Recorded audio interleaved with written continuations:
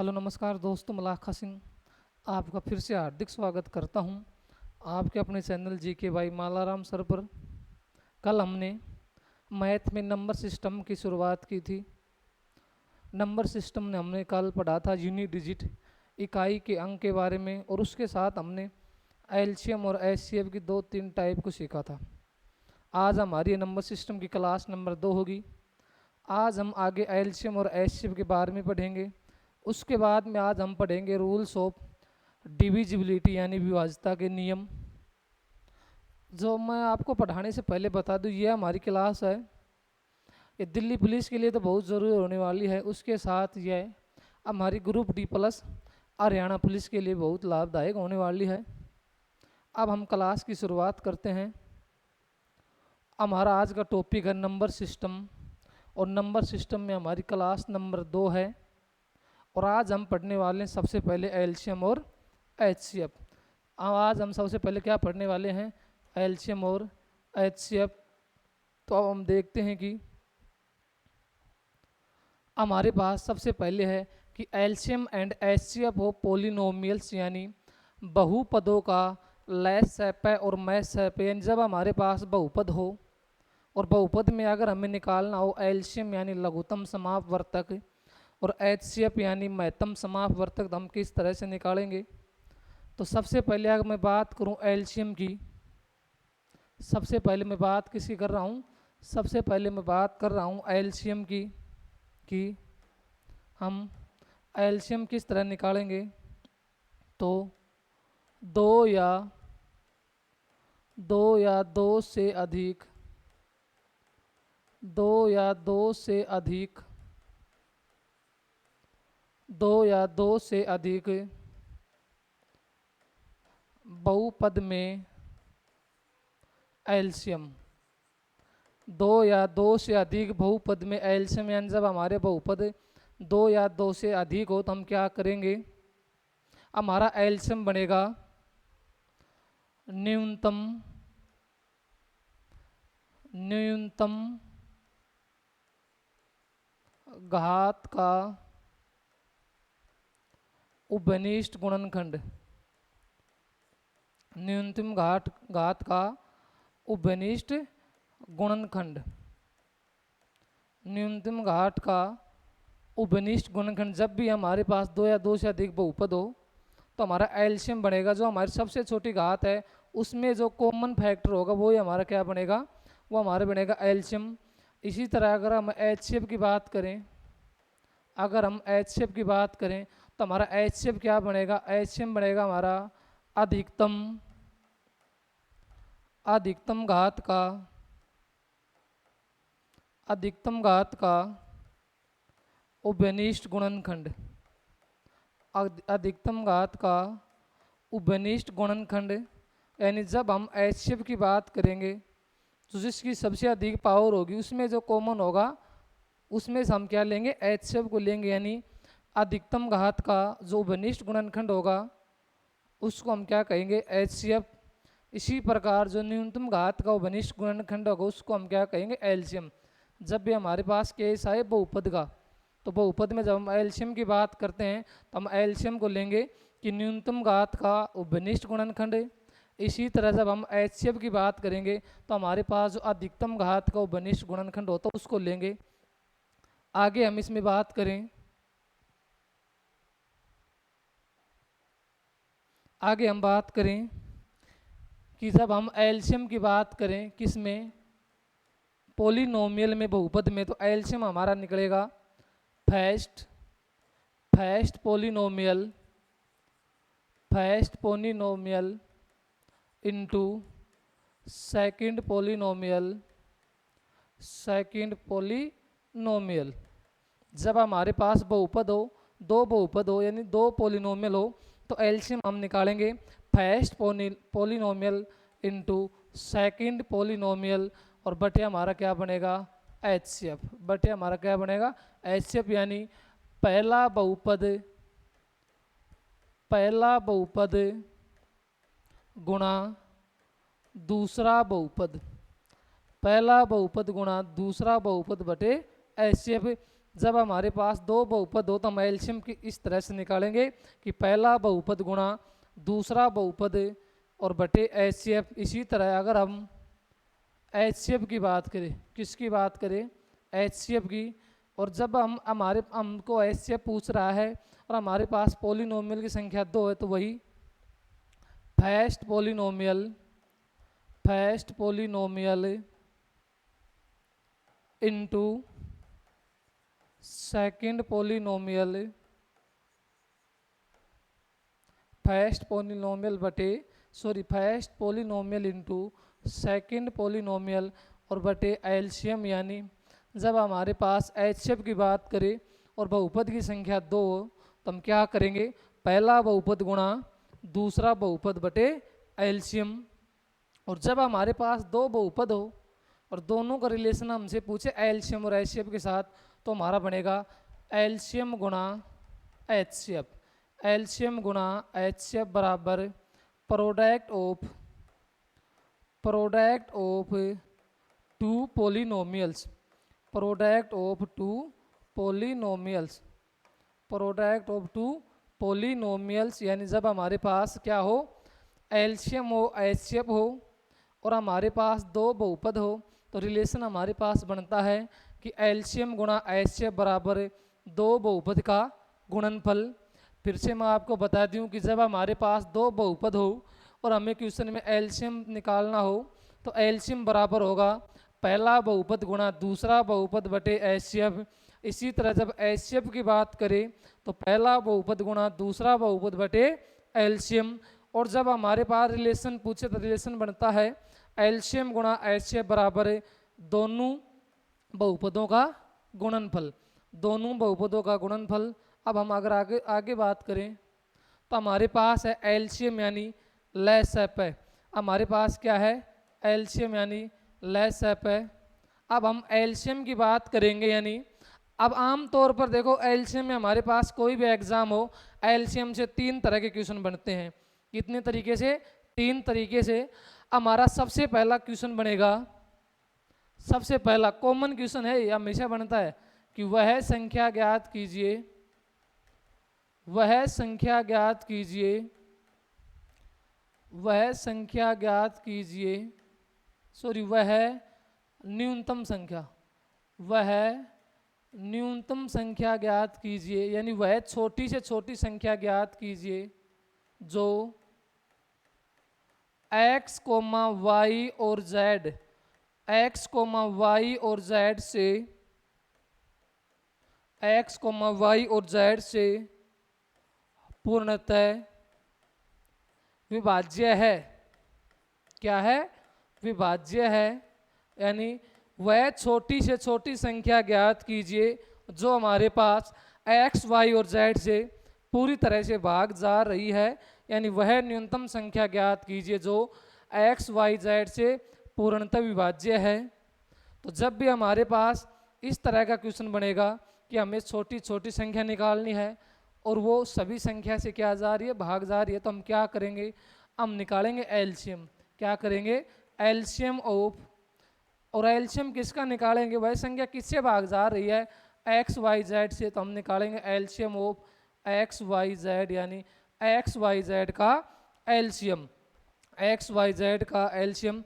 जब भी हमारे पास क्वेश्चन हो कि वह छोटी से छोटी संख्या ज्ञात कीजिए जो एक्स वाई जेड से पूरी तरह से भाग जाती है, तो हम क्या करेंगे, हम एलसीएम निकालेंगे एक्स वाई जेड का। इससे हमारा क्वेश्चन क्या हो जाएगा, सोल्व हो जाएगा। अगला केस हमारा है नंबर 2। दूसरा हमारा है कि वह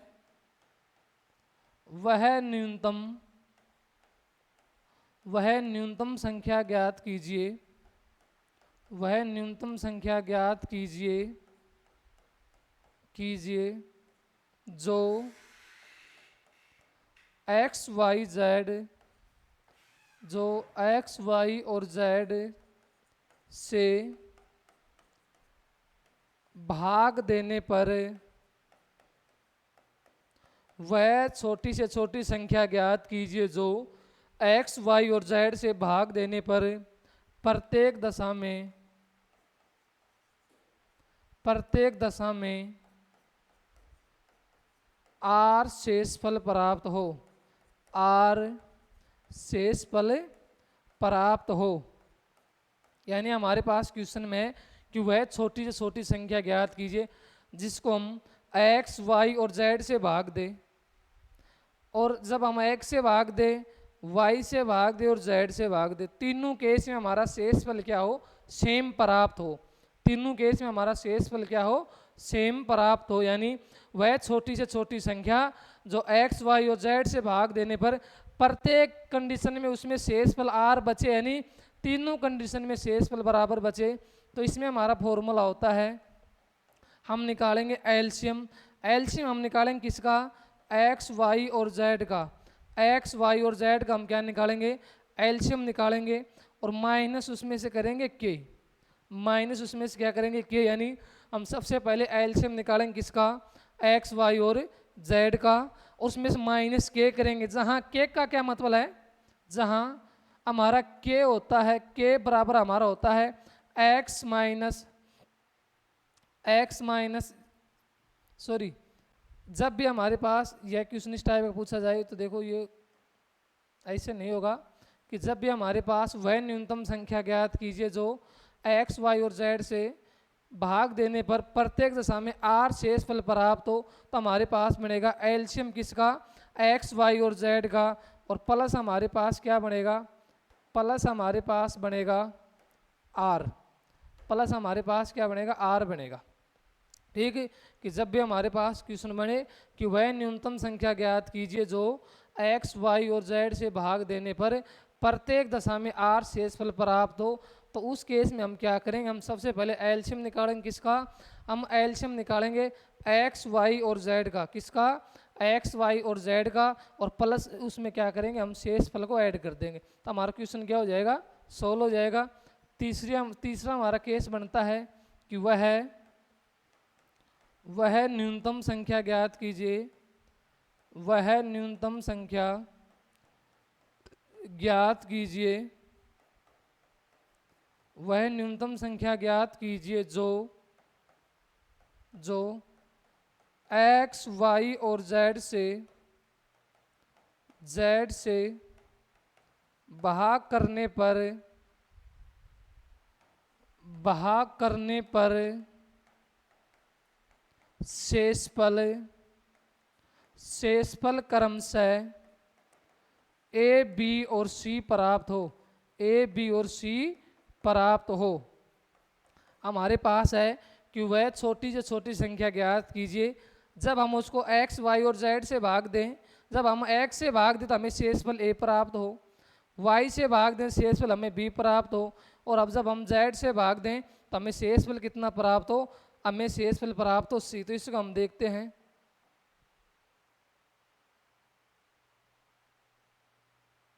जब भी हमारे पास क्या हो, किस संख्या को हम एक्स, वाई और जेड से भाग दें, और जब हम एक्स से भाग दें हमारा शेषफल ए बचे, वाई से भाग दे शेषफल बी बचे, और जेड से भाग दे शेषफल सी बचे, तो हम क्या करते हैं, हम करते हैं कि एलसीएम निकालेंगे किसका, एक्स, वाई और जेड का, एक्स, वाई, जेड का एलसीएम निकालेंगे, उससे माइनस करेंगे के, माइनस क्या करेंगे के, माइनस क्या करेंगे के करेंगे।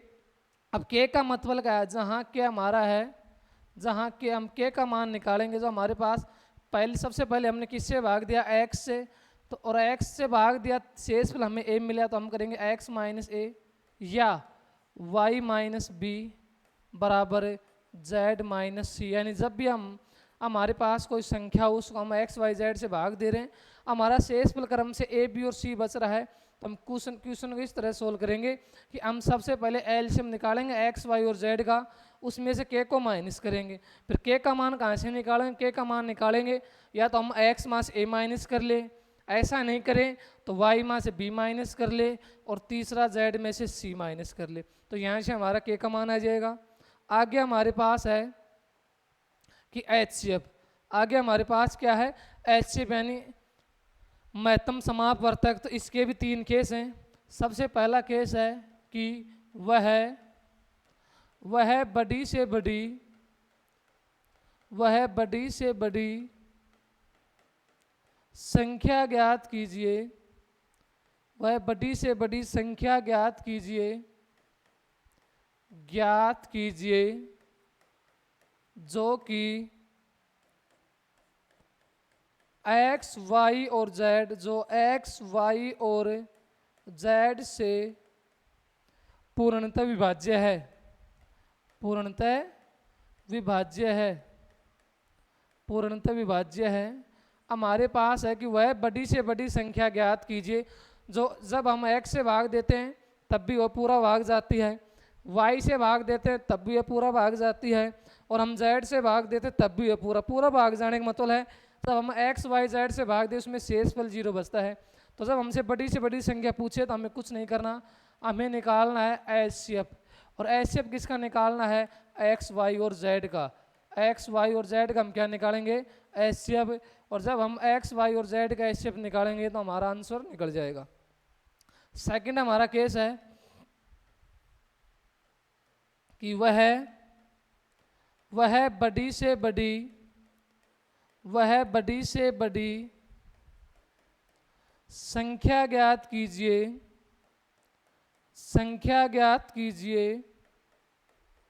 जो एक्स वाई और जेड से भाग करने पर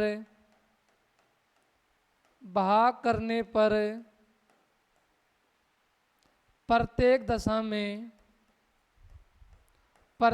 दशा में आर शेषफल दे।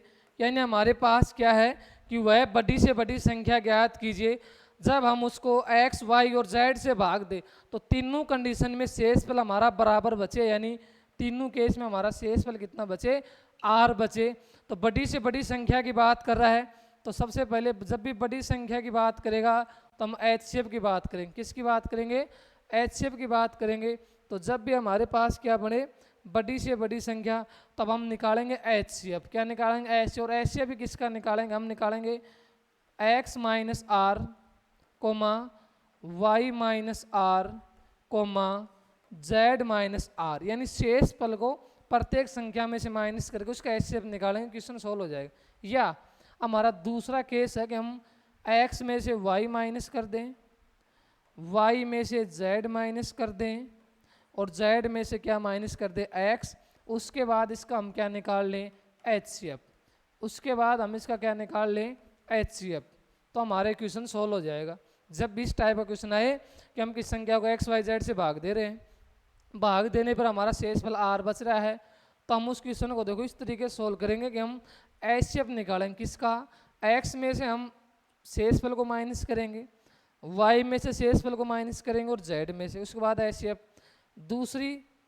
दूसरा तरीका है कि x में से y को माइनस करें, y में से z को और z में से x को और उसके बाद HCF। हमारा तीसरा केस बनता है इसमें, तीसरा हमारा केस है इसमें कि वह बड़ी से बड़ी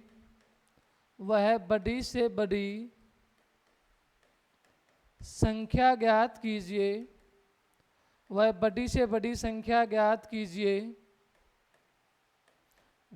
कीजिए जो x, y और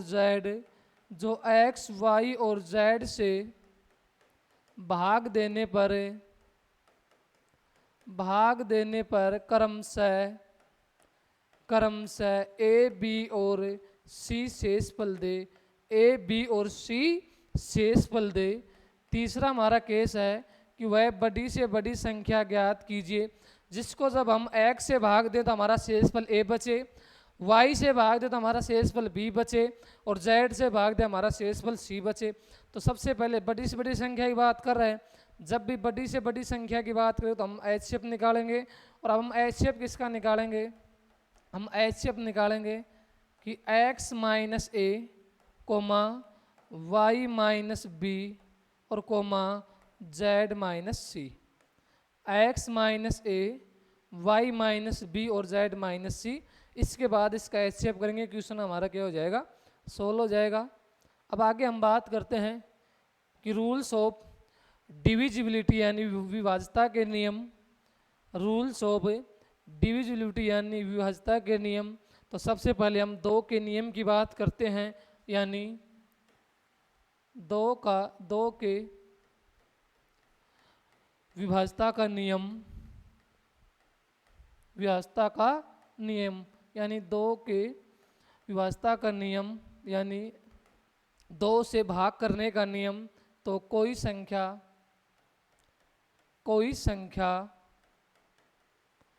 संख्या दो से विभाज्य होगी, कोई संख्या दो से विभाज्य होगी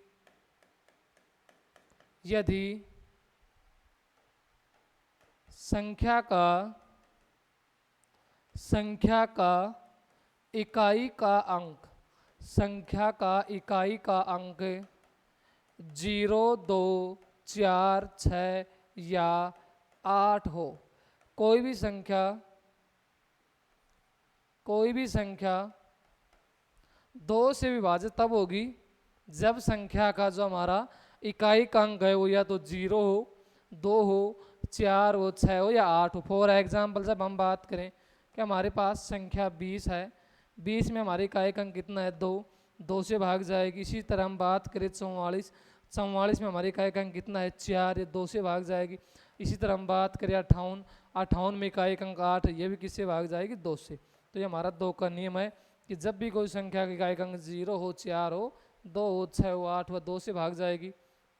आगे हम बात करते हैं हमारा 3 का नियम। किसका नियम भाई? 3 के विभाज्यता का नियम, 3 के विभाज्यता का नियम। तो कोई भी संख्या 3 से कब भाग जाएगी? कोई भी संख्या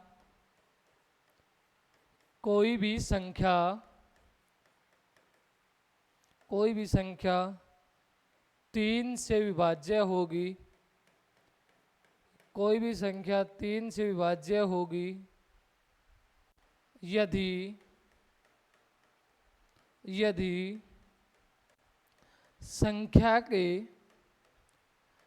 संख्या के अंकों का योग, संख्या के अंकों का योग 3 से विभाज्य हो, 3 से विभाज्य हो।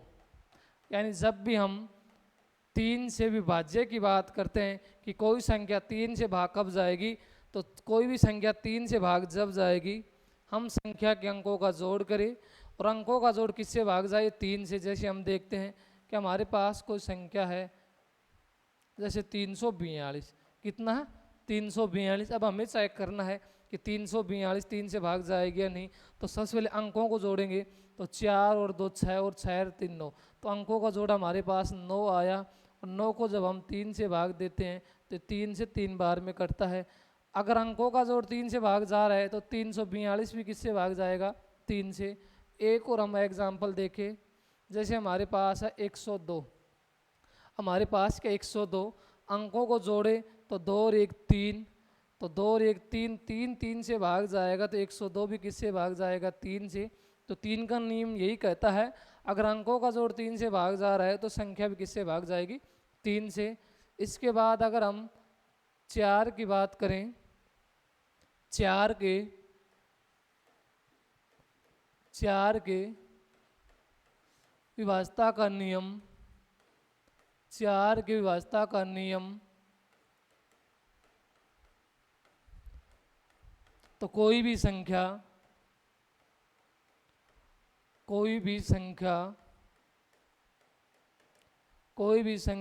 4 से विभाज्य होगी, 4 से विभाज्य होगी यदि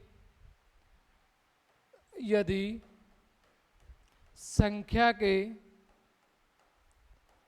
अंतिम 2 अंक, संख्या के अंतिम 2 अंक 4 से विभाज्य हो, 4 से विभाज्य हो। यानी कोई भी संख्या 4 से भाग जब जाएगी कि संख्या के हमारे जो अंतिम 2 अंक यानी इकाई और दहाई अंक किससे भाग जाए? 4 से। फॉर एग्जाम्पल हम एग्जाम्पल की बात करें जैसे हमारे पास है 4032, कितना है 4032। अब 4032 में अंतिम दो अंक हमारे 32 हैं, 3 और 2 हैं, और 32 को जब हम 4 से भाग देते हैं तो ये 8 बार में जाता है। अगर अंतिम दो अंक भाग जा रहे हैं तो पूरी संख्या किससे भाग जाएगी, 4 से, तो ये संख्या भी 4 से भाग जाएगी। इसके बाद एक और हमें एग्जाम्पल देखे, जैसे 7 6 3 3 और 6। हमारे पास संख्या है कि 7,56,336, ये 4 से भाग जाएगी नहीं जाएगी। हमें लास्ट के दो अंकों को चेक करना है, 3 और 6। 3 और 6 से हमारा 36 बना, और 36 को हम जब 4 से भाग देते हैं 9 बार में जाता है। तो अगर अंतिम दो अंक 4 से भाग जाए तो पूरी संख्या भी किससे भाग जाएगी, 4 से। यही 4 का नियम है। संख्या दुनिया की कितनी भी हो, कितनी भी बड़ी संख्या हो, अगर उसके लास्ट के दो अंक 4 से भाग जा रहे हैं तो पूरी संख्या किससे भाग जाएगी, 4 से। आगे हम बात करें कि 5 के विभाज्यता का नियम, 5 के विभाज्यता का नियम यानी डिविजिबिलिटी बाई 5, यानी कोई संख्या 5 से भाग कब जाती है, तो कोई भी संख्या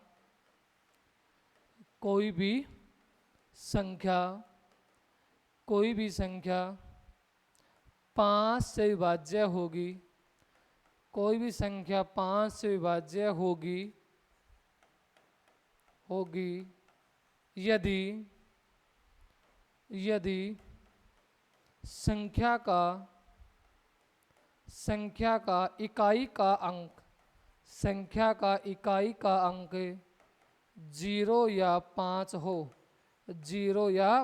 हो, यानी कोई भी संख्या 5 से विभाज्य होगी, यानी 5 से भाग जाएगी यदि उसका इकाई अंक या तो 0 हो या 5 हो। जैसे हम फॉर एग्जांपल बात करें, हमारे पास संख्या है, हमारे पास कोई संख्या है, हमने देखा कि इकाई अंक कितना है, 5। तो अगर इकाई अंक 5 है तो किससे भाग जाएगा, 5 से। और अगर इकाई अंक 5 से भाग जा रहा है तो पूरी संख्या भी किससे भाग जाएगी, ये पूरी संख्या भी हमारी 5 से भाग जाएगी। इसी तरह अगर हम बात करें कि हमारे पास है जैसे 36 72 3 2 0, हमारे पास ये संख्या है। हमने देखा है कि इसमें इकाई अंक कितना है, 0, और 0 किससे भाग जाता है, 5 से, तो पूरी संख्या भी किससे भाग जाएगी, 5 से। यही 5 का नियम है कि हमें चेक करना है कि इकाई अंक 0 या 5 है या नहीं। 0 और 5 है तो 5 से भाग जाएगी। आगे हम बात करें तो हमारे पास आगे है कि 6 का नियम। आगे हमारे पास किसका नियम है, 6 के विभाज्यता का नियम। 6 की विभाज्यता का नियम, तो 6 का नियम क्या होगा कि कोई भी संख्या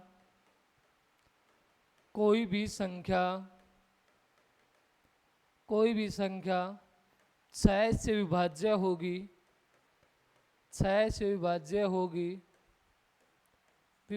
होगी यदि संख्या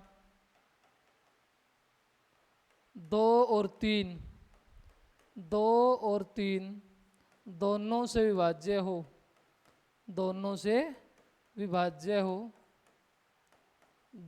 विभाज्य हो, यानी कोई भी संख्या 6 से भाग जब जाएगी यदि वह संख्या सबसे पहले 2 और 3 दोनों से भाग जाए। अब 2 का नियम क्या है, 2 का नियम है कि इकाई अंक 0 2 4 6 और 8 हो, और 3 का नियम है कि अंकों का योग 3 से भाग जाए। तो अब जैसे हम कोई एग्जाम्पल लेते हैं, हमारे पास एग्जाम्पल यही है कि 342, कितना 342। अब सबसे पहले हम देखते हैं कि 342 2 से भाग जाता है नहीं जाता है। अब 342 में इकाई अंक 2 है तो 2 से भाग गया है। अब 3 से अगर चेक करें तो अंकों का जोड़ देखें तो 4 2 6 और 3 9, अंकों का योग 9 है तो 9 3 से भाग जाएगा। तो यह संख्या 2 और 3 दोनों से भाग जा रही है, तो फिर किससे भाग जाएगी, यह हमारी 6 से भी भाग जाएगी। तो आज क्लास में हम इतना ही करते हैं, बाकी हम नेक्स्ट क्लास में करेंगे। और मैं आपसे निवेदन करता हूं कि आप चैनल को ज़्यादा से ज़्यादा लाइक शेयर एंड सब्सक्राइब करें। धन्यवाद।